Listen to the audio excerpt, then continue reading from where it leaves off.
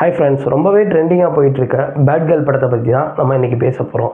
Bad girl கொச்சையாக பேசுகிற ஒரு 90 ml மாதிரி படம் அப்படின்னு தான் எல்லாம் ப்ரொமோட் பண்ணிக்கிட்டு இருக்காங்க.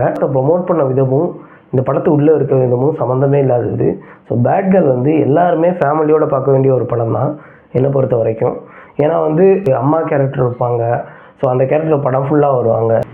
ஸோ அந்த ஒரு கேரக்டர் எல்லா பெண்களோட அம்மாவையும் குறிக்கிற மாதிரி இருக்கும். ஸோ அந்த அளவு அற்புதமாக அந்த கேரக்டர் பண்ணியிருப்பாங்க.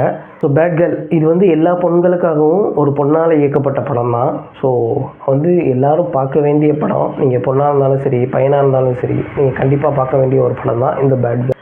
ஸோ படத்தில் என்ன தான் பேசியிருக்காங்க அப்படின்னு நீங்கள் கேட்டிங்கன்னா, ஒரு பொண்ணு எந்தெந்த இடத்துல எப்படி எப்படிலாம் பண்ணணும், எந்தெந்த இடத்துல எப்படி எப்படிலாம் நடந்துக்கணும், இப்படியெல்லாம் நடந்தால் இதெல்லாம் ஸ்கிப் பண்ணலாம், இதெல்லாம் நம்ம முன்னேறி போகலாம் அப்படின்றத ரொம்ப அழகாக அருமையாக பேசியிருக்காங்க.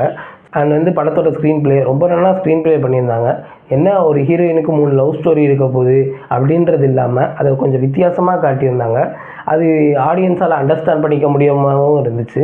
உங்களுக்கு ஒரு டியர் ஜிந்திகி மாதிரியோ 70களில் அவளை படித்தான் மாதிரியோ ஒரு படத்தை பார்க்கணும்னா இந்த பேட் கேர்ள் படத்தை பார்க்கலாம். ஸோ பேட் கேர்ள் இந்த வருஷத்தோட ஒரு நல்ல படமாக தான் நான் பார்க்குறேன்.